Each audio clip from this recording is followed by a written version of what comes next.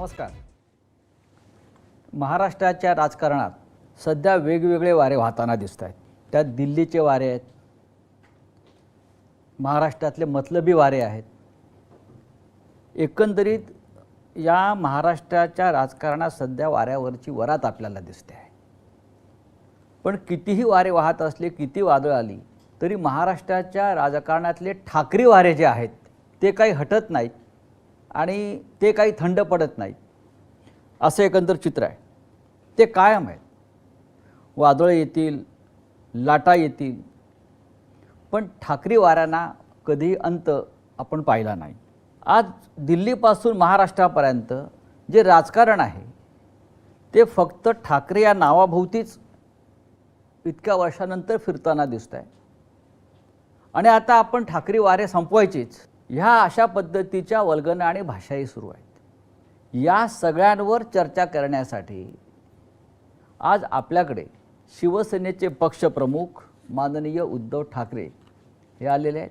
देशाचं राजकारण, महाराष्ट्राचं राजकारण, ठाकरी वारे, ठाकरी ब्रँड हे सध्या जे शब्द सुरू आहेत महाराष्ट्राच्या राजकारणामध्ये इतक्या वर्षानंतरसुद्धा, आपण त्याच्यावर या सगळ्या विषयांवर आज माननीय उद्धव साहेबांशी चर्चा करू. आणि तुम्हाला माहिती आहे की ते अत्यंत मोकळेपणानं प्रत्येक प्रश्नाची उत्तरं देतात, कोणताही प्रश्न टाळत नाहीत. ही त्यांची खासियत आहे. मी माननीय उद्धव साहेबांचं स्वागत करतो. उद्धवजी नमस्कार. जय महाराष्ट्र. उद्धवजी, महाराष्ट्रात आणि देशामध्ये प्रचंड घडामोडी सुरू आहेत. जरी या घडामोडी दिसत नसल्या तरी जशा भूगर्भात काही हालचाली सुरू असतात किंवा पडद्यामागे काहीतरी नवीन पटकथा लिहिली जात असते, अशा पद्धतीच्या हालचाली या महाराष्ट्रात आणि या राज्याच्या बाहेर सुरू आहेत. आणि आज तुम्ही या पार्श्वभूमीवर किमान 2 वर्षांनी मला असं वाटतं आपण भेटतो आहोत मुलाखतीसाठी आणि मन की बात जे आहे ही आपण व्यक्त करणार आहात. आज तुमच्या मनामध्ये काय भावना आहेत जे महाराष्ट्रात किंवा देशात जे तुम्ही पाहताय, मी तुमच्या मनातली बात काय आहे?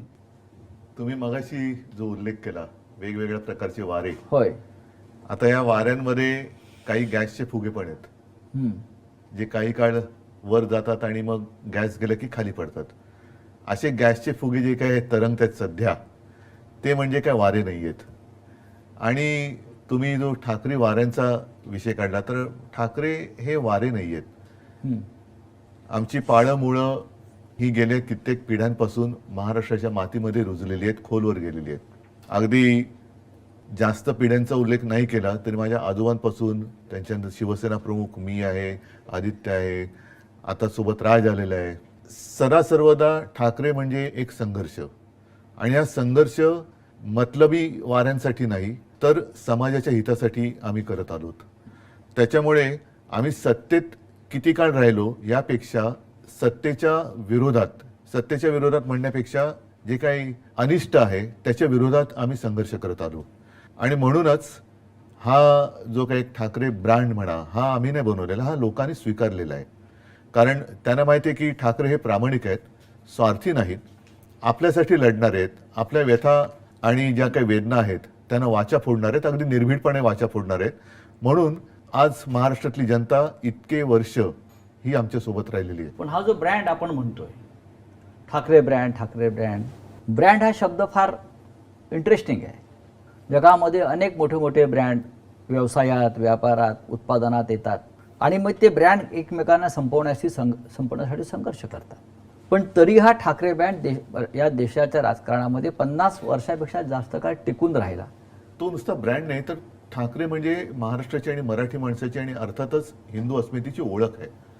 तर ही ओळख पुसून टाकण्याचा जो कोण प्रयत्न करेल, आजपर्यंत अनेक आले आणि अनेक गेले, पुसू इच्छिणारे पुसले गेले किंवा जनतेने पण असं काय आहे ठाकरे ब्रँड मध्ये? आता ते मी कसं सांगू? ही तुमची तिसरी पिढी हा ब्रँड घेऊन राजकारणात आणि समाजकारणामध्ये आहे. ते आम्ही कसं सांगणार? हे जनतेने सांगायला पाहिजे. आता ज्या आज तर माझ्याकडे काहीच नाहीये तरी सुद्धा कुठेही गेलो तरी अत्यंत प्रेमाने आणि आपुलकीने लोक स्वागत करतात, बोलायला येतात, जे काही घडते त्याच्याबद्दल संताप व्यक्त करतात, हळहळ व्यक्त करतात. आणि काही झालं तरी आम्ही तुमच्या सोबत आहोत. पण हा ब्रँड संपवण्यासाठी आज दिल्लीपासून महाराष्ट्रापर्यंत अनेक लोक कामाला लागलेले आहेत की आता हा ब्रँड आम्ही संपवणारच. याचं कारण त्यांना आपल्याशिवाय देशात कोणतंच नाव नको आहे. हा म्हणजे लोकशाही हल्ली आहे. स्वतःची तुलना ते देवाबरोबर पण करायला लागलेत. देवा म्हणजे देवा भाऊ की प्रत्यक्ष नाही, देव? जे करतात ते लोकांना माहिती आहे बरं. की ते स्वतःची तुलना देवाबरोबर करायला लागलेत. आता अशा लोकांशी काय आपण त्यांच्याशी काय बोलायचं? हो. हे काळाच्या ओघात येतात, काळाच्या ओघात जातात. म्हणजे जसं पावसाळ्यात गांडूळ येतात हा, आणि तसं काय म्हणा तुम्ही. आपली जी परंपरा आहे त्या परंपरेला जर कोणी मानत नसेल तर ती परंपरा सुद्धा त्यांना मानणार नाही. उद्धव साहेब, आज मगाशी आपण म्हणालात की आज माझ्याकडे काय आहे. बरोबर आहे, आज आपण सत्तेवर नाही आहात. एक कोंडी करण्याचा राजकीयदृष्ट्या आपला प्रयत्न होतो आहे. म्हटलं तर जो ब्रँड आहे ठाकरेंचा, शिवसेना, तोही त्या अर्थानं, लौकिक अर्थानं आपल्याकडे नाही. आपलं चिन्ह आपल्याकडे नाही. म्हणजेच ज्यांच्याकडे काही नाही आणि जे पोकळ आहेत त्यांना ठाकरे ब्रँडची मदत लागते आहे. हेच ठाकरे ब्रँडचं वैशिष्ट्य आहे. होय. कारण स्वतः पोकळ आहेत, काहीच नाही त्यांच्याकडे, काही निर्माण कधीच केलेलं नाही. त्यांच्याकडनं कधीही कोणताही आदर्श कोणत्याही क्षेत्रात उभा केला गेलाच नाही. भले 100 वर्ष झाली असतील त्यांना किंवा आणखीन काही वर्ष झाली असतील, पण तुम्ही जनतेला किंवा राज्याला दिलं काय, समाजाला दिलं काय? तर काहीच नाही.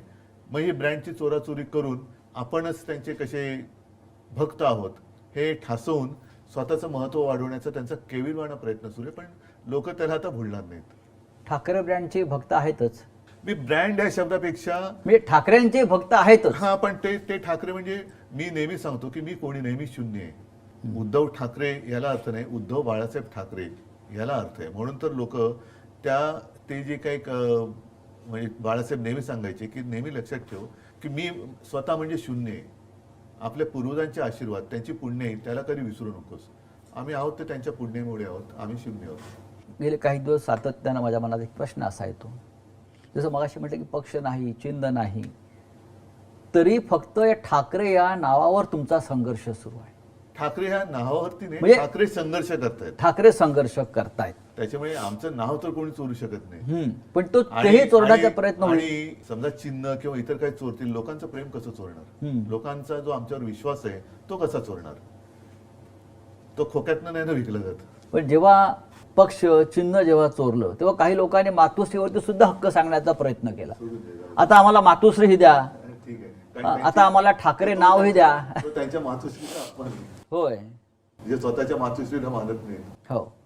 ज्यांनी या ठाकरे ब्रँडवरती प्रश्नचिन्ह निर्माण केलं आणि ज्यांनी माझी शिवसेना खरी आणि माझं चिन्ह खरं असा भ्रम निर्माण केला निवडणूक आयोगाच्या माध्यमातून किंवा त्यांच्या दिल्लीतल्या मालकांच्या माध्यमातून, ते स्वतःची डुप्लिकेट शिवसेना भाजपात विलीन करायला निघालेले आहेत.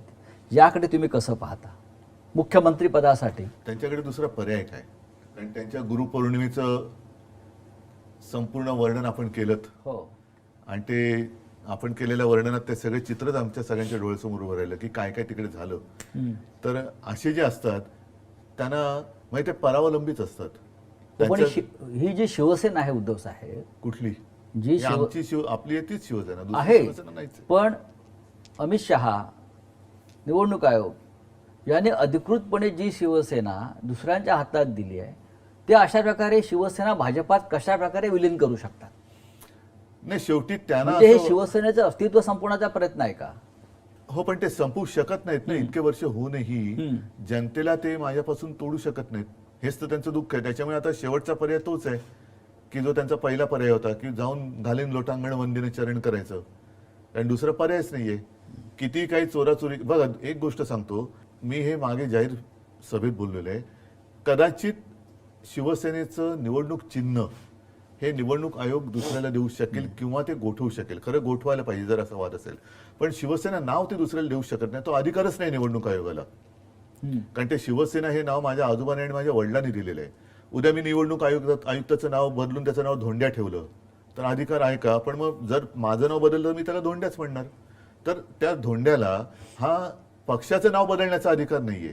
तो चिन्ह तुम्ही काढून घेऊ शकता. जर लोकशाही पद्धतीमध्ये आम्ही काही वेडवाकडं वागलो असेल, ज्याला करप्ट प्रॅक्टिस म्हणतात त्याला, पण संविधानानुसार असेल किंवा इतर काही गोष्टीनुसार असेल, त्याच्यात जर आम्ही चूक केलेली नसेल तर ते आमचं चिन्हही काढू शकत नाही. मतांची टक्केवारी वगैरे हा जे काय असेल ते त्या चिन्हापुरतं आहे, पण नाव नाही देऊ शकत. धोंड्याने हे केलं ना. त्या धोंड्याने ते बेकायदेशीर केले. त्या धोंड्याला शिवसेना नाव दुसऱ्याला देताच येत नाही ना, तो त्याच्या अधिकारच्या बाहेरच आहे. पण त्या धोंड्याला शेंदूर फासणारे दिल्लीत बसलेत म्हणून चालतंय.